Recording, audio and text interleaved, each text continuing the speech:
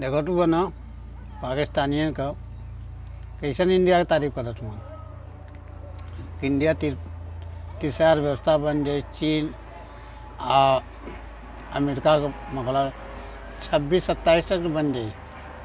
और इंडिया की जनता इतना अच्छा हुवन कि जो देश में जालन तो नाम रोशन करलन। मेहनती हुवन, टैलेंटेड हुवन। पाकिस्तान के तरह कोई भीख नहीं मांगत, पाकिट नहीं मारत, जंगल चोरी नहीं करत। जब वहाँ का प्रधानमंत्री सरवा भीख मांगेला तो जनता का बातें छोड़ दा भुक्कड़ लोग का। ये लाइव सब्सक्राइब कर दिया, अच्छा लगेगा। जीसस के 300 साल, जीसस के आने से 300 साल पहले चाणक्य ने अर्थशास्त्र लिख दी थी। तो इंटेलेक्ट का आप अंदाजा लगा लेंगे। हमने उसके ऊपर सिर्फ हिंदू की ठाप लगा के उस किताब को बंद कर दिया। डिक्शनरियां भी तो पढ़ते हो, ऑक्सफोर्ड भी कौन सी मुसलमानों ने लिखी है? वेबसाइट डिक्शनरियां वो मुसलमानों ने लिखी है, पढ़ते हो ना? वो उर्दू में अरबियों ने लिखी है जो हमारे फूफड़ है, जो पठानों ने लिखी है जो हमारे मामू हैं, लेकिन उनके साथ चल रहे थे, उनको वाह वाह वाह सारा दिन, लेकिन उनके साथ दुश्मनी है, कहते ये हिंदू हैं। हिंदुस्तान 2027 के एंड में या 2028 में हिंदुस्तान तीसरी बड़ी इकोनॉमी बन जाएगा, दुनिया में अनाउंस हो जाएगा, दुनिया के टीवी में, दुनिया के अखबार में ये खबर आ जाएगी। ठीक हो गया। और ये मैं समझता हूँ कि अब मुझे भी ये इम्पॉसिबल नहीं लगता। 3 दुनिया के बड़े मुल्क, चाइना ले लीजिए दुनिया का बड़ा मुल्क, अमेरिका ले ले सुपर पावर दुनिया का सबसे बड़ा मुल्क, हिंदुस्तान ले ले दुनिया का बड़ा मुल्क, तो 3 बड़े मुल्कों की आपस में लड़ाई होगी इकोनॉमी की। और मैं आपको ये भी बता दूं, छोटी बात ना करे, हिंदुस्तान पहली इकोनॉमी भी बन सकता है दुनिया की। मुझे तो जिस तरह पूरी दुनिया में, सऊदीया में, दुबई में, हर मुल्क में यकीन करें इंडियन को ज्यादा इज्जत दे रहे हैं, उसको प्रेफर कर रहे हैं, आगे लेके आ रहे हैं, अपने साथ बिठा रहे हैं, वजीरों के में बिठा रहे हैं, मुशीरों में बिठा रहे हैं, जिस तरह से बिठा रहे हैं। मुझे लगता है ये अपनी बीवियों को तलाकें दे के इंडियन लड़कियों से शादी न कर लें। जिस हिसाब से ये लगे हुए ना इंडिया को इतना पसंद करने। मुझे पता है the day India will the permanent member of the UN security council, India चुक के रख देगा हर चीज, उड़ा के रख देगा चीजों को। लोग हैं जो अफ्रीकन ममालिक हैं वो कहते हैं कि इंडिया ने ग्लोबल साउथ की लीडरशिप का रोल ले लिया है। दोस्तों, जब पाकिस्तानी भारत की तारीफ करते हैं ना तो दिल बहुत खुश होता है, लेकिन ये नहीं है कि मैं इन पर विश्वास करता हूँ। एक बात तो पक्की है कि कह तो सच्ची रहे ना दोस्तों। आज भारत उस मुकाम पे पहुंच गया है जहां दुनिया भारत को सैल्यूट करती है। दोस्तों, वो दिन बहुत ज़्यादा पीछे नहीं है जब भारत को कोई कुछ समझता नहीं था, लेकिन आज सारी दुनिया ये बात कह रही है कि भारत बहुत जल्द थर्ड इकोनॉमी बन जाएगा, भारत बहुत जल्दी सुपर पावर बन जाएगा। ये बहुत बड़ी बात है दोस्तों, और ये देख के बड़ा अच्छा लगता है। और जो सच्चाई है वो तो सामने है ही है। आज देख लीजिए दुनिया किस तरह भारत की तरफ देखती है। मोदी जी जहाँ जाते हैं, जहाँ भारतीय डायस्पोरा है, पूरी दुनिया भारत की तरफ देख रही है। सारी दुनिया भारतीयों को चाहती है कि ये यहाँ पे आए, काम करें, हमारा देश भी तरक्की करे। भारतीयों की इतनी डिमांड है पूरी दुनिया के अंदर। ये कितना अच्छा लगता है दोस्तों। और ये क्या कुछ ही दिनों में ये हुआ है, कुछ ही सालों में मोदी जी ने करीना करके दिखा दिया, भारतीयों को फिर से जगा दिया है। कमेंट्स कीजिएगा दोस्तों, वीडियो को लाइक और चैनल सब्सक्राइब जरूर कीजिएगा। Thank you very much. मेरे शो में एक साहब ने आने से सिर्फ इसलिए इनकार कर दिया कि वो कहने लगे कि जी आप प्रो इंडिया बात करती हैं, मैं आपके शो में नहीं आऊंगा। मैं कहा बताइए। दर हकीकत आरजू इसमें उनका कसूर नहीं है। दर हकीकत यही अलमियात हैं, नफरतें हैं। और मैं हमेशा समझता हूं कि नफरतों में आप इतना आगे चले जाते हैं कि आपकी सोच समझ के जो दरवाजे हैं वो बंद हो जाते हैं। मैं तो हमेशा इस चीज का बहुत बड़ा नाकिद हूं कि इसको कम होना चाहिए। हम इंडस वैली के और इंडस रिवर के बच्चे हैं। हम सब यहाँ पे सब कॉन्टिनेंट के अंदर मुसलमान तो बहुत देर से आए हैं। सब हिंदू थे पहले, हिंदुओं से कुछ सिख हुए, कुछ बाद में मुसलमान हुए। लेकिन इसके ऊपर सोचना चाहिए। मैंने एक जगह पे मैं पब्लिक स्पीकिंग में गया था तो मैंने कहा था कि जीसस के आने से 300 साल पहले चाणक्य ने अर्थशास्त्र लिख दी थी। तो इंटेलेक्ट का आप अंदाजा लगा लेंगे। हमने उसके ऊपर सिर्फ हिंदू की ठाप लगा के उस किताब को बंद कर दिया। डिक्शनरियां भी तो पढ़ते हो, ऑक्सफोर्ड भी कौन सी मुसलमानों ने लिखी है? वेबसाइट डिक्शनरियां वो मुसलमानों ने लिखी है, पढ़ते हो ना?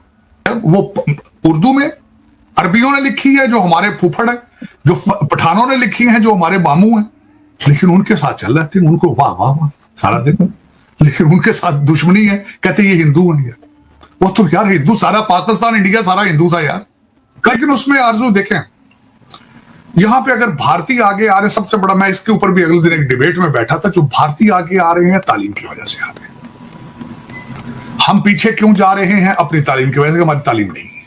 अब मैं उसकी सबसे बड़ी मिसाल ये है कि यहाँ पे जितना लौंडा लपाड़ा है, जो कहते हैं डॉक्टर हैं, फाक्टर हैं, सारे रहना अमेरिका में हो, बच्चे यहां पैदा करने हो, खाना भी इनका हो, जहां रहना है वहां इंटीग्रेट नहीं करना, उनके कल्चर को सपोर्ट नहीं करना, 4 जुलाई 4 जुलाई को सपोर्ट नहीं करना, 14 अगस्त वाले दिन अपना उस दिन खाबे खाने हैं और मिली तराने की हालत सुन लें। बल्कि मैं आजकल उसकी उर्दू में ट्रांसलेशन करने की कोशिश कर रहा, उससे दोबारा समझने।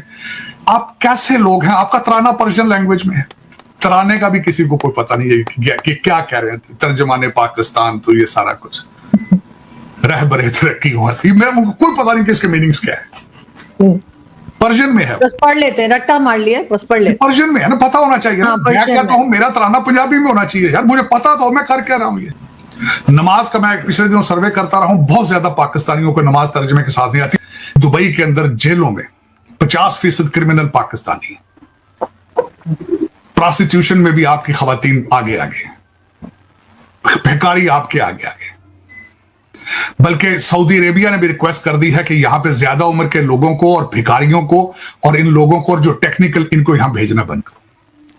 मिन्नतें कर रहे हैं दुनिया, अब आपसे माफिया मांग रही है। अब पता नहीं आपको, वो कहते शर्म हमको मगर नहीं आती। लेकिन आज उन्होंने कहा है, उन्होंने कहा जी कि हमने क्रैकडाउन करना शुरू कर दिया है। 3 लोगों की मिसाल दी है। एक को उम्र कैद दे दी गई है, जो सोशल जो गलत खबरें बना के सऊदी अरेबिया में अंदर ट्रोलिंग करते थे, और 2 लोगों को 12-12, 14-14 साल की सजा है।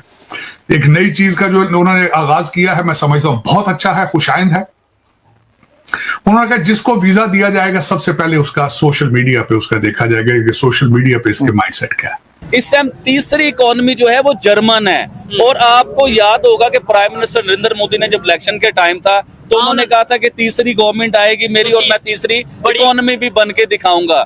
तो जर्मन को बीट करते हुए हिंदुस्तान बहुत जल्द नजर आएगा। हिंदुस्तान 2027 के एंड में या 2028 में हिंदुस्तान तीसरी बड़ी इकोनॉमी बन जाएगा, दुनिया में अनाउंस हो जाएगा, दुनिया के टीवी में, दुनिया के अखबार में ये खबर आ जाएगी। ठीक हो गया। और ये मैं समझता हूँ कि अब मुझे भी ये इम्पॉसिबल नहीं लगता।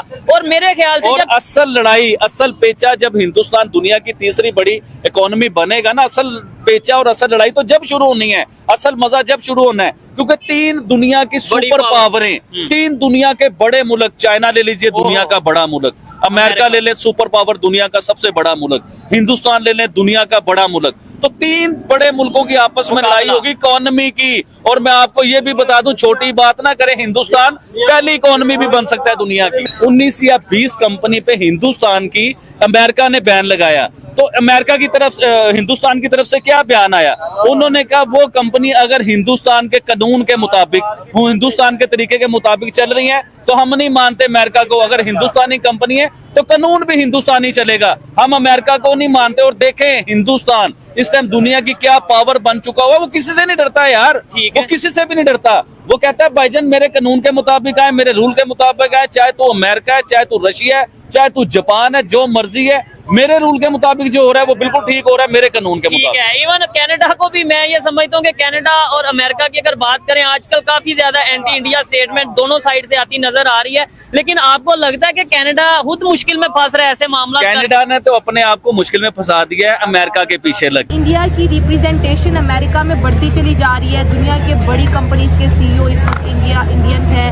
हर जगह दुनिया में लोगों को इंडियंस चाहिए। गल्फ कंट्री में लोग पाकिस्तानियों को निकाल के इंडियंस को जॉब पे रख रहे हैं। मोदी साहब से हर कोई मिलना चाहता है। जैसे ट्रम्प ने उनकी कॉल को बहुत ज़्यादा खुशाइन करार दिया, बड़े खुश हुए और कहा कि मोदी एक ऐसा लीडर है जिससे प्यार किया जाता है। इंडिया इज सिग्निफिकेंट, इंडिया अहम है, मोदी सिग्निफिकेंट, मोदी अहम है। ये ट्रम्प के अल्फाज है मोदी साहब के, जो कि खुद एक बहुत बड़ी सुपर पावर है। तो इंडियंस तो हर मोदी साहब की तो बात ही अलग है, लेकिन इंडियंस भी तो हर जगह राज कर रहे हैं। अब 7 रिप्रेजेंटेटिव हाउस में आ चुके हैं। वो अपने बंदों के साथ शाना बिशाना खड़ी हैं। हमारी यहाँ पे ऐसा कोई चक्कर नहीं है। मुझे तो जिस तरह पूरी दुनिया में, सऊदीया में, दुबई में, हर मुल्क में यकीन करें इंडियन को ज़्यादा इज्जत दे रहे हैं, उसको